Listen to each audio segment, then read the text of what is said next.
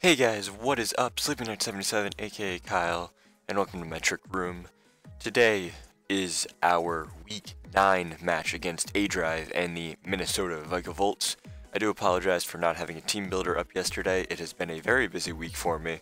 I've been working all week, and I did have bowling state finals yesterday, so it's been a very busy week for me. I'm sorry that I wasn't able to get my team builder up, and also I will be recording a mid-season recap.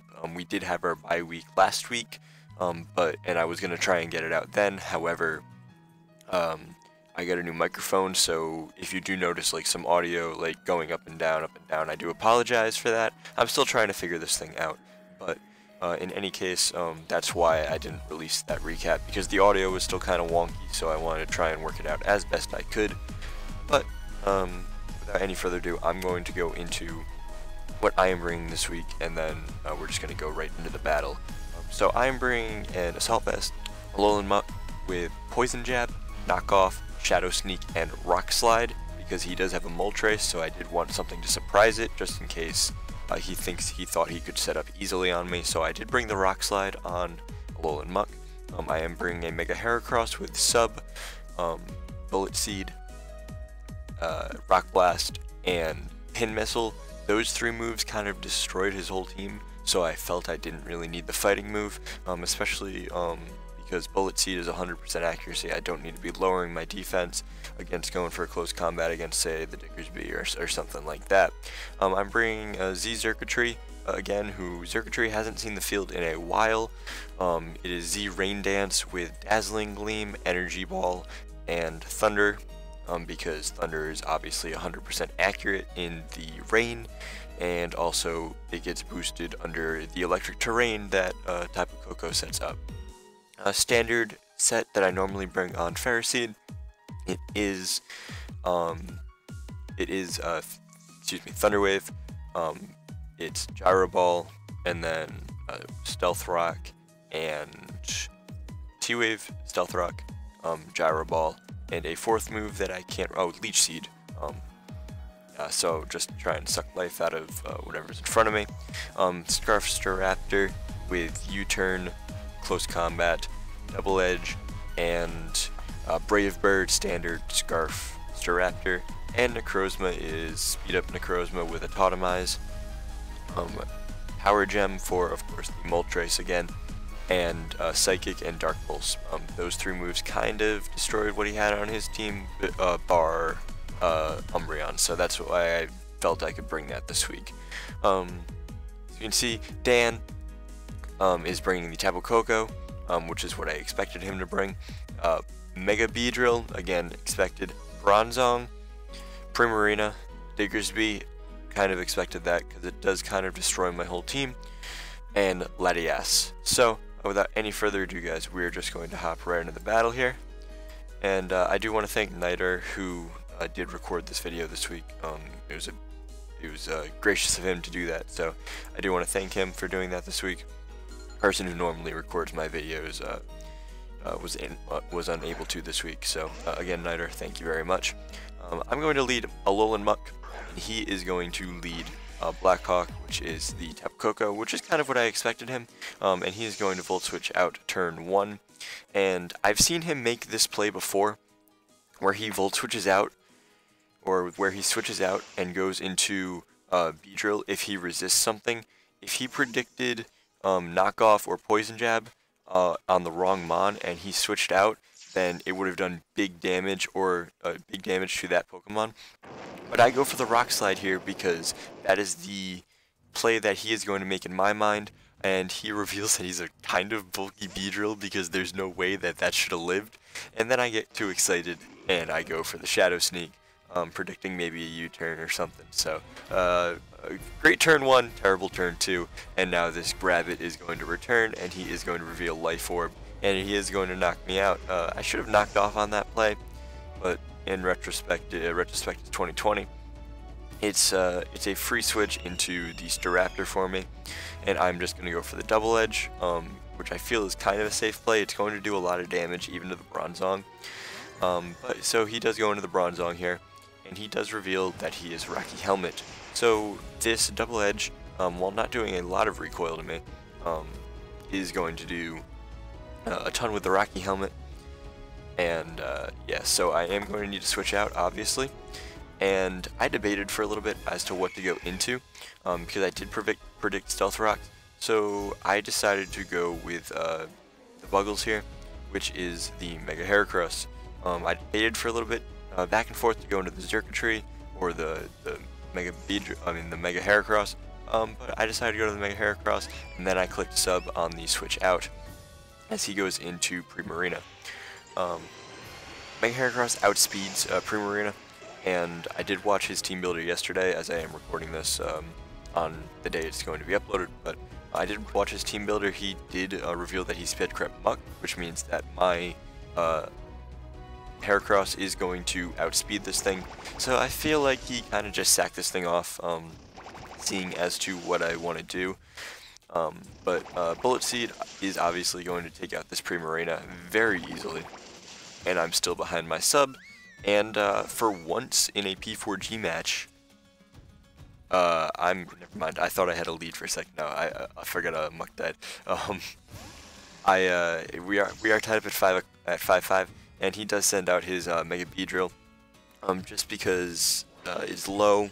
He feels like it's not going to do much, so it is going to just be a sack here to get rid of my substitute, so that way he can send in Diggersby and take me out. He does reveal that he has Aerial Ace, so very good prep on his part, but it's obviously just going to take out my sub, and then I'm just going to click Bullet Seed because it is a 100% accurate move, and I don't feel like missing Pin Missile or Rock Blast. So there's the Bullet Seed. It takes out the Mega Beedrill, and so we're looking all right now. But again, he still has this monster of a Diggersby on his side, and I can't really switch anything into it. So it was either switch out Staraptor or just let Mega Heracross die. I felt like letting Mega Heracross die was probably my best bet there. And he does, again, go the Life Orb. And he does have rocks up on his side of the field, so I am going to go a little bit below half here. And the Quick Attack with Life Orb and Huge Power is just going to take me out, which is fine. I'm racking up Life Orb damage on this thing, and I am able to send in Necrozma at this point and take it out.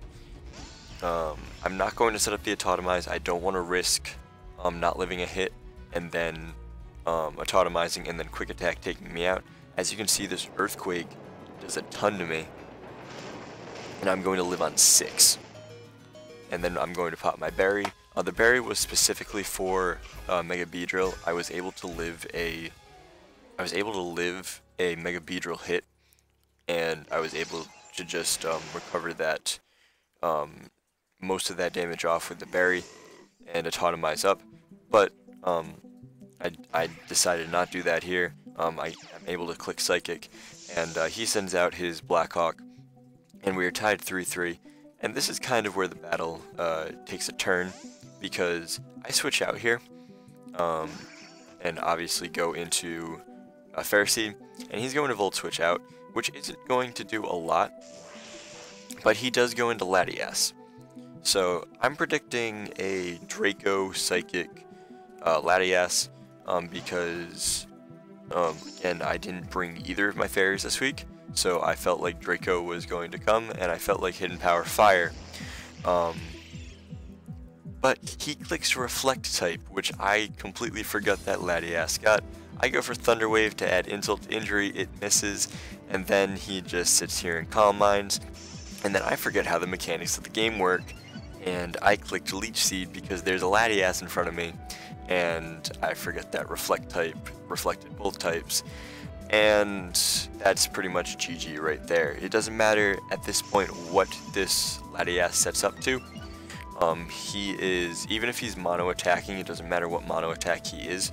It doesn't matter what this Latias sets up to at this point, because at +1, I didn't have anything to hit a Grass Steel 130 defense, special defense Latias, you know. I don't have a fighting move, I don't have a fire move, and this this marshmallow here is the only thing that attacks physically. So even at +1 was the only thing he needed, but he decided to set up more, which is completely fine, to just take out the Ferroseed a little bit easier. My only hope at this point is that Necrozma here can paraflinch its way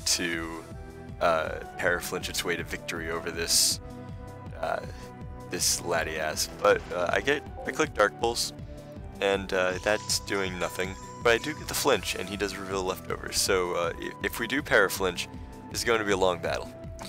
And I go for the second Dark Pulse, and he breaks through, and he clicks Thunderbolt. So obviously at +4, that is going to take out the Necrozma. And then I send in Zergatry next. As the leftovers go off, I send in Zergatry next. And I click the Z Rain Dance, not like it really makes a difference.